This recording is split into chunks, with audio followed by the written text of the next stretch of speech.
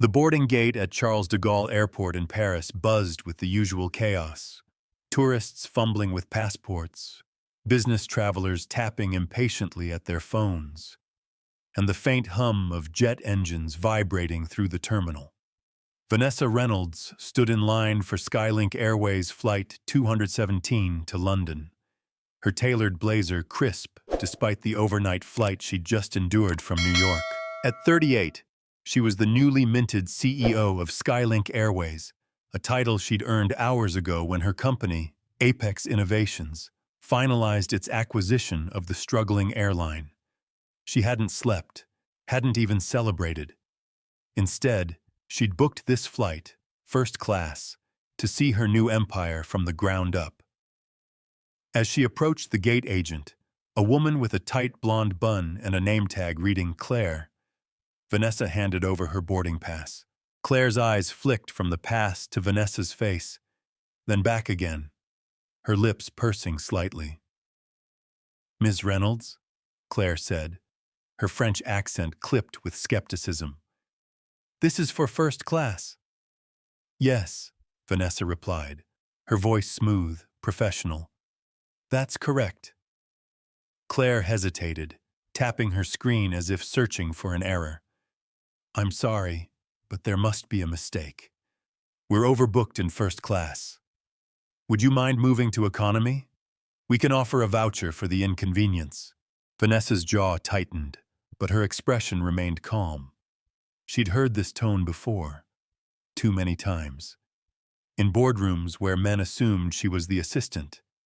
In stores where clerks followed her like she might steal something. In her own damn life where her dark skin seemed to scream out of place to people too blind to see past it. "No mistake," she said, sliding her Apex Innovations ID across the counter. "Check again." Claire glanced at the ID, her brow furrowing, but she didn't relent. "I'll need to speak with my supervisor." She waved over a man in a Skylink vest, Pierre according to his tag, who strode up with the confidence of someone used to being obeyed. "Problem?" Pierre asked, barely looking at Vanessa. "She's insisting on first class," Claire said, handing him the boarding pass. "But we've already assigned those seats." Pierre finally met Vanessa's gaze, his eyes narrowing. "Madame, we appreciate your understanding. Economy is quite comfortable. I'm sure you'll be fine there." Vanessa tilted her head, her voice low but firm. "I'm not asking for your opinion on my comfort. I'm telling you I'm on that flight, in my seat, as booked. Handle it." Pierre bristled, his hand hovering over his radio. "If you're going to be difficult, we can refuse you boarding altogether." A few passengers behind her shifted uncomfortably, whispering. Vanessa felt the familiar weight of being watched, judged. She could have pulled rank right then, flashed her CEO title, shut this down, but she didn't. Not yet. Instead, she pulled out her phone, discreetly starting a voice recording. "Go ahead," she said. "Say that again." Pierre faltered, sensing the shift, but his pride won out. "I said, we can refuse you. Skylink policy." "Interesting," Vanessa replied, pocketing her phone. "Let's see how that holds up." She stepped aside, letting them process her boarding pass, her mind already spinning. This wasn't just about a seat. This was Skylink, her Skylink, showing its true colors before she'd even taken the reins. The flight was tense but uneventful. Vanessa got her first-class seat after Pierre's supervisor, a harried woman named Sophie, overruled him with an apologetic smile. But the damage was done. The flight attendants whispered as they served her, their glances lingering too long. A white businessman across the aisle asked if she was with the crew, assuming she couldn't possibly be a passenger like him.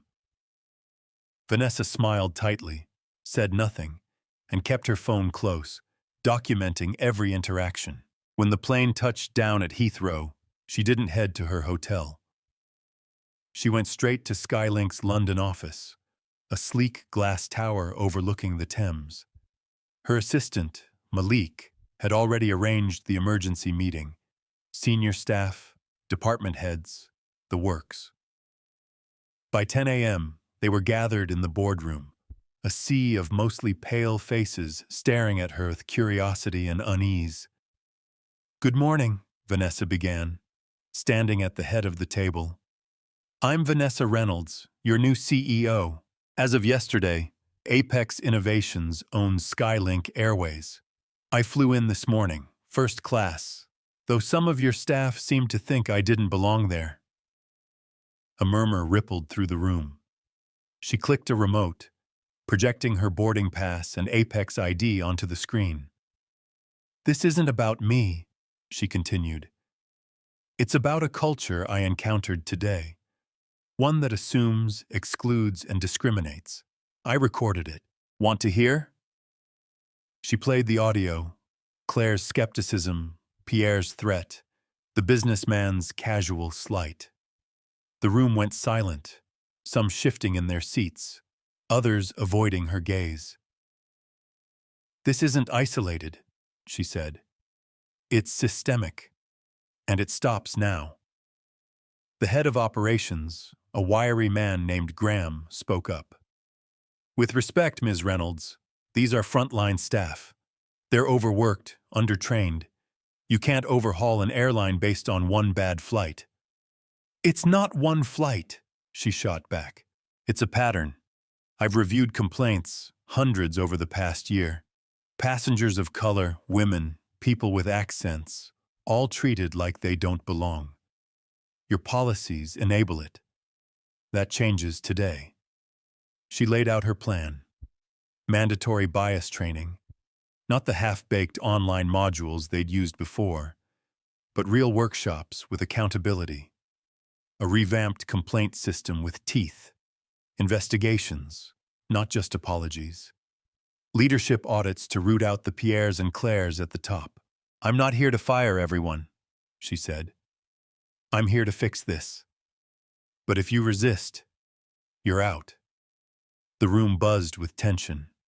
Some nodded, others scowled. Vanessa didn't care. She'd spent years at Apex turning a tech startup into a powerhouse by demanding excellence and equity. Skylink was bigger, messier, but she'd bend it to her will, or break it, trying. The real storm hit 2 days later. Vanessa was in her temporary office, sifting through financials, when Malik burst in. "We've got a problem. Someone leaked your recording to the press." Her stomach sank. "Who?" "No idea. It's all over X, hashtags, hot takes, the works. The Guardian's calling it Skylink's racism reckoning." She grabbed her phone, scrolling. The audio was everywhere, paired with grainy security footage of her at the gate. Comments ranged from support, "Finally, someone's calling it out," to vitriol. Another woke exec ruining everything. Then she saw it. An anonymous post claiming Skylink's board had opposed the Apex takeover, citing cultural misalignment. Translation: they didn't want a black woman in charge. "Get me the board on a call," she told Malik.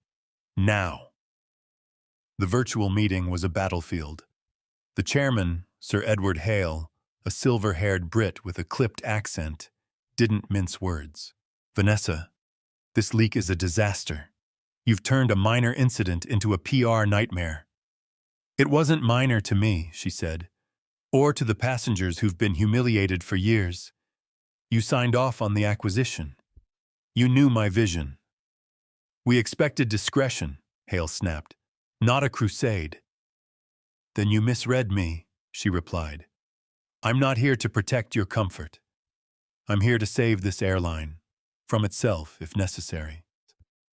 The call ended with no resolution, but the leak's source gnawed at her. Someone inside Skylink wanted her gone. She tasked Malik with digging, quietly, while she pushed forward. Training rolled out, complaints dropped, and customer feedback ticked up. But the whispers grew louder. Sabotage rumors, budget cuts, a boardroom coup brewing. A week later, the stakes skyrocketed. Vanessa was at a Paris trade conference pitching Skylink's turnaround to investors when her phone buzzed. Malik again. Found something. Pierre's supervisor, Sophie. She's been feeding info to a board member, Charles de Gaulle.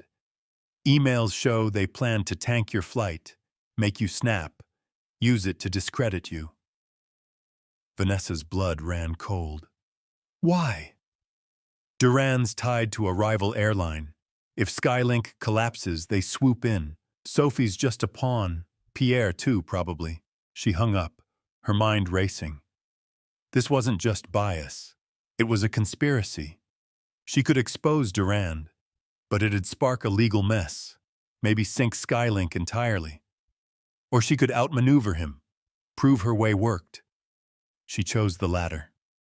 Over the next month, Vanessa doubled down. She met with staff, gate agents, pilots, cleaners, listening, learning, rebuilding trust. She fired Sophie and Pierre, not with fanfare but with evidence of misconduct, keeping Durand's name out of it. She pitched a new ad campaign, Skylink for everyone, and watched bookings climb. The board grumbled, but profits silenced them. 6 months later, Skylink was unrecognizable. Revenue was up 15%, complaints down 40%. The Paris-London route, her first battleground, became a model for inclusivity. Vanessa stood at Heathrow, watching a flight board smoothly. No glares, no whispers. It wasn't perfect. Durand was still lurking. The leak's fallout lingered. But it was progress. As she boarded her own flight back to New York, first class again, a young black girl in the next seat grinned at her. "You work for the airline?" Vanessa smiled. "Something like that." The plane lifted off, and she leaned back, the Thames shrinking below. She'd won this round, but the war wasn't over. Durand's next move was coming. Maybe a takeover bid, maybe something dirtier. And beyond him, the world still bristled with Claires and Pierres, ready to judge her at every turn. But Vanessa was ready too. She'd built something stronger, fairer, and she'd fight to keep it that way. The girl beside her hummed, carefree. Vanessa closed her eyes, letting the sound ground her. The future was uncertain, but it was hers to shape.